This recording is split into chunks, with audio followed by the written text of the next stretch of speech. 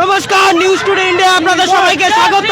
এই মুহূর্তে আপনারা দেখতে পাচ্ছেন ইসলামপুরের যে জাতীয় সড়ক রয়েছে, সেই জাতীয় সড়কে কিন্তু আজকে আমরা একটা মিছিল দেখতে পাচ্ছি।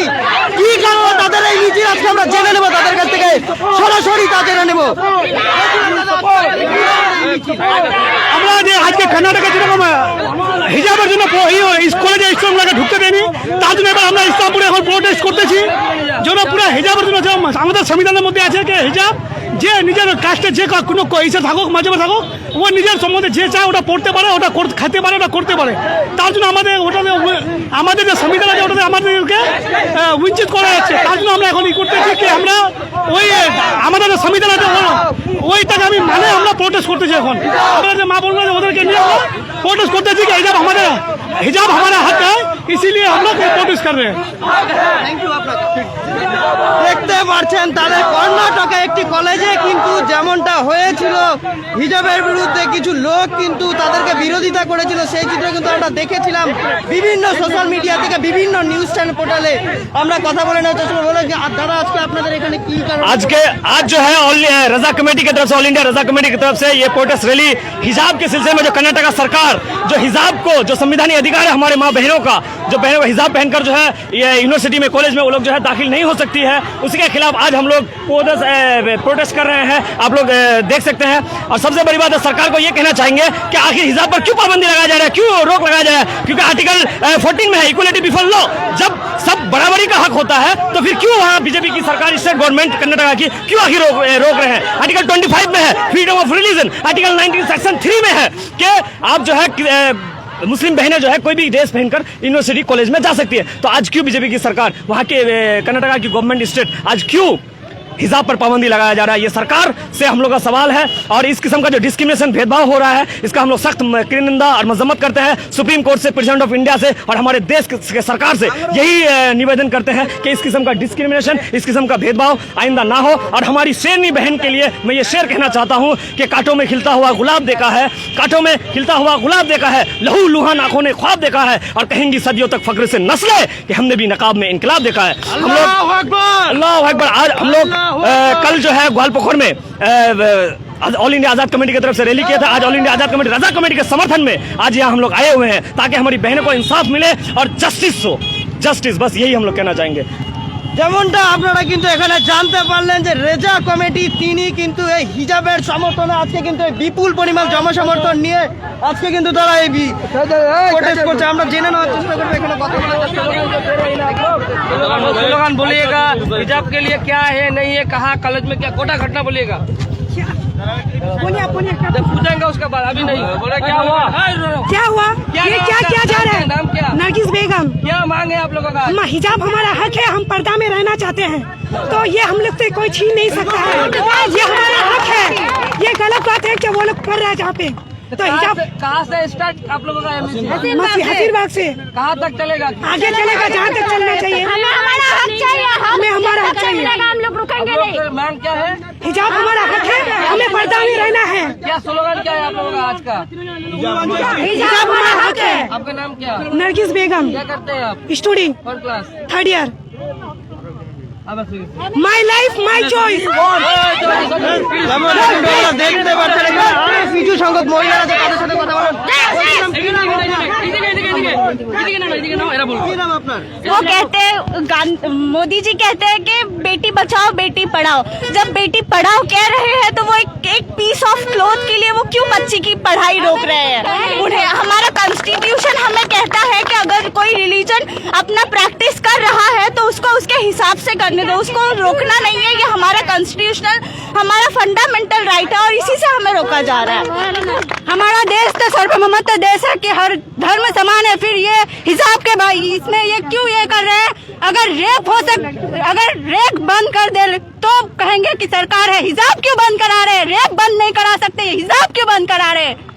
हिजाब हमारी इज्जत है, हिजाब हमारा हक है, हमें हिजाब चाहिए। हिजाब हमारा हक है। আপনারা দেখতে পাচ্ছেন এখানে কিন্তু তারা হিজাবের বিরুদ্ধে, তারা হিজাবকে সমর্থন করে তারা কিন্তু বলছে যে ওই কর্ণাটকের একটি কলেজের যে ঘটনা ছিল সেই ঘটনায় কিন্তু আজকে তারা রাস্তায় নেমেছে। বিপুল পরিমাণ মহিলা থেকে নিয়ে যুব থেকে সবাই কিন্তু তারা এখানে উপস্থিত হয়। তাদের আজকে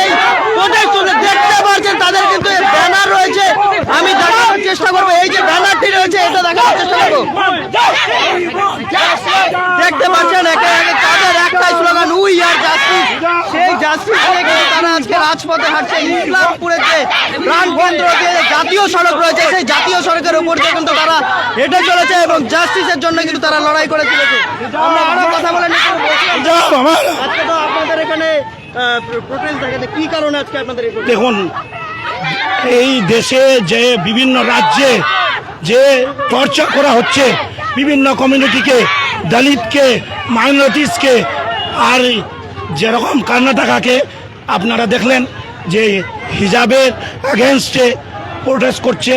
তো আমরা চাচ্ছি যে আমাদের এটা ফান্ডামেন্টাল রাইট, এটা রিলিজিয়াস ম্যাটার, পর্দা হিজাব এর জন্য ওই প্রোটেস্টে রাজা কমিটির ব্যানারে আজকে আমরা বেরিয়েছি যে আমরা হিজাবের সাপোর্টে আছি, পর্দার সাপোর্টে আছি। আর দেশে রেপ বন্ধ হচ্ছে না, হত্যা হচ্ছে ওটা বন্ধ হচ্ছে না, কিন্তু একটা ভালো জিনিস পর্দাটাকে বন্ধ করছে। তার জন্য উই ওয়ান্ট সাপোর্ট। দেখতে পাচ্ছেন উই ওয়ান্ট জাস্টিস। সেই জাস্টিসকে নিয়ে কিন্তু হিজাবকে সমর্থন করে তারা কিন্তু আজকের এই আন্দোলন।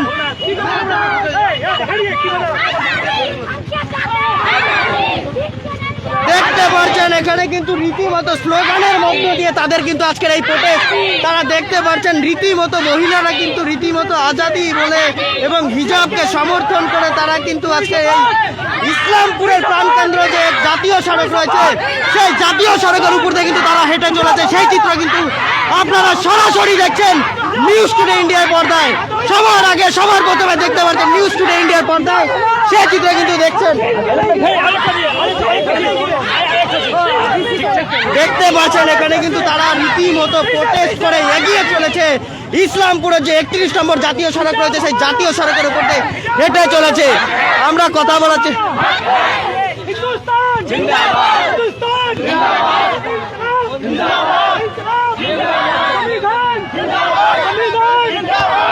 আমরা এখানে আরো কিছু মহিলা আছে তাদের সাথে কথা বলে নেওয়ার চেষ্টা করব।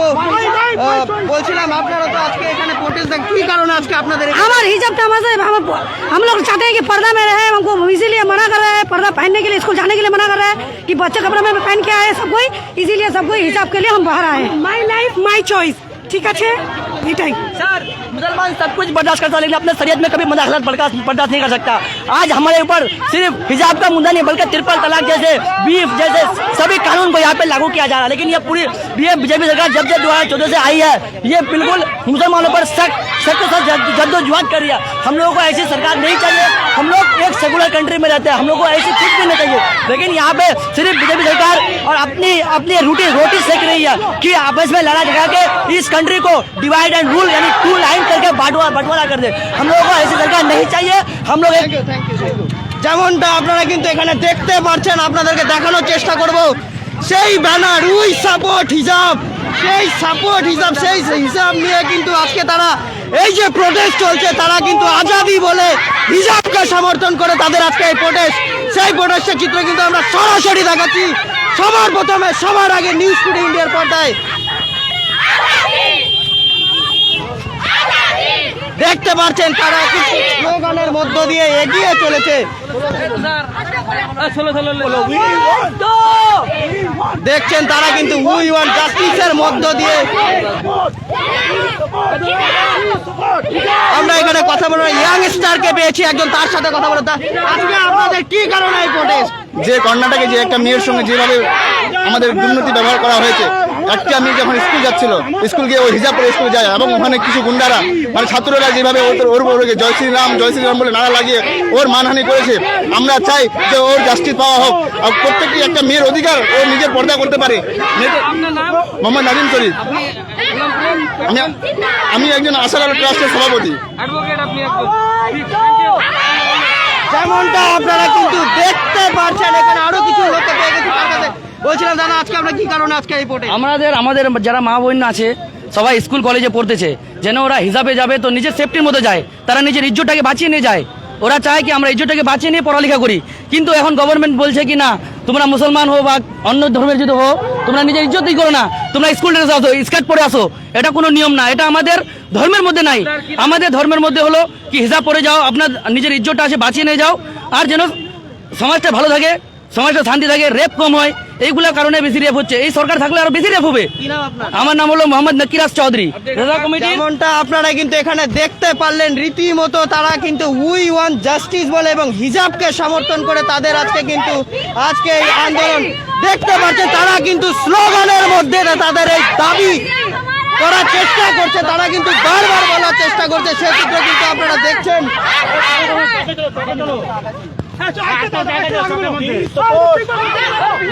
দেখছেন এখানে কিন্তু সবাই সাপোর্ট করছে, উই সাপোর্ট হিজাব ব্যানারটি দেখানোর চেষ্টা করবো, সেই ব্যানারে দেখানো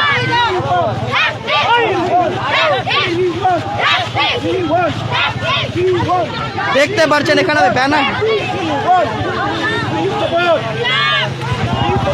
দেখতে পাচ্ছেন, এখানে কিন্তু উই আর সাপোর্ট লেখা আছে এবং উই সাপোর্ট হিজাব, সে চিত্র কিন্তু আপনারা দেখছেন। এই সবাই বলে, আমরা আরেকবার কথা বলে নেওয়ার চেষ্টা করব এখানে যে রয়েছে তাদের সাথে।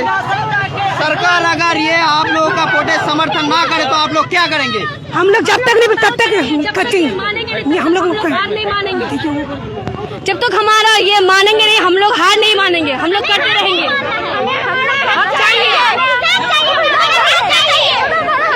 যেমনটা কিন্তু দেখতে পাচ্ছেন, তারা কিন্তু রীতিমতো বলছে তাদের এই দাবি যদি মানা না হয় তাহলে কিন্তু ওরা বৃহত্তর আন্দোলন নামবে, এমনটাই কিন্তু দাবি করছে এখানকার যারা প্রোটেস্ট করছে। তারা কিন্তু তাদের দাবি, যুব থেকে নিয়ে মহিলা সবাই কিন্তু প্রাপ্তবয়স্ক সবাই কিন্তু আজকের এই হিজাবের ইস্যুতে নেমেছে।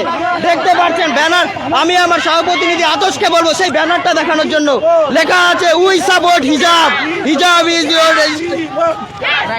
ইজ ইউর রাইট লেখা আছে ব্যানারের মধ্যে, দেখতে পাচ্ছেন সেই চিত্র কিন্তু দেখছেন। রীতিমতো তারা কিন্তু আন্দোলনের মধ্যে দিয়ে আজকের এই যে প্রোটেস্টটা রয়েছে সেই চিত্র কিন্তু দেখছেন।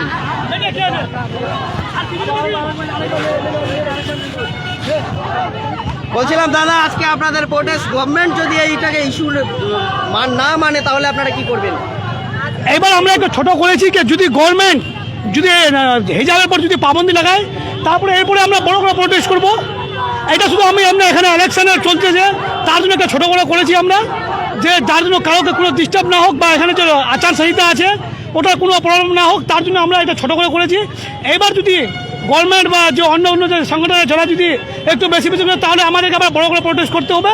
আর আমাদের দেখলে তুমি দেখবা পুরো ইন্ডিয়ার মধ্যে এরকম প্রোটেস্ট চলতেছে হিজাবের জন্য, কারণ আমাদের সংবিধান আমাদেরকে অধিকার দিয়েছে কি আমরা নিজের চয়েসের মোতাবেক আমরা যে কোনো খেতে পারি, যে কিছু পড়তে পারি, তার জন্য আমরা গেছি कि আমাদের हिजाब আমাদের हक है, हिजाब हमारा हक है, इसीलिए हम लोग हिजाब को सपोर्ट करने के लिए उठे हैं।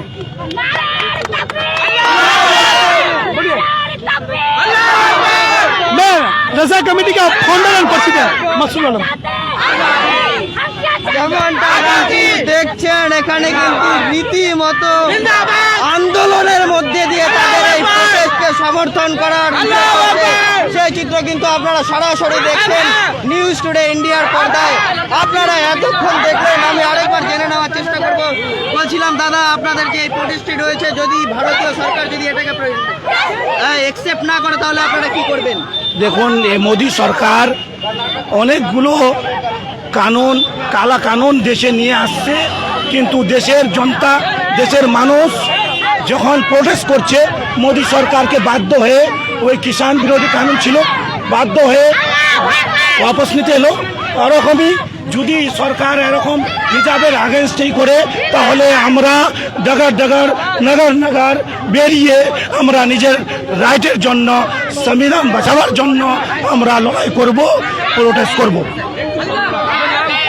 আমার নাম ডক্টর সাদেকুল ইসলাম। যেমনটাই আপনারা কিন্তু এখানে দেখতে পারলেন, হিজাবকে সমর্থন করে তাদের কিন্তু আজকে এই ইসলামপুরের প্রাণ কেন্দ্র যে 31 নম্বর জাতীয় সড়ক রয়েছে সেই জাতীয় সড়ক দিয়ে কিন্তু তারা এগিয়ে চলেছে। এতক্ষণ আমাদের সাথে জুড়ে থাকার জন্য অসংখ্য ধন্যবাদ। পরবর্তীতে আমাদের এই খবরের উপরে নজর রাখবে সহপ্রতিনিধি আতশ এবং সুব্রতর সাথে আমি দীপ্ত, নিউজ টুডে ইন্ডিয়া।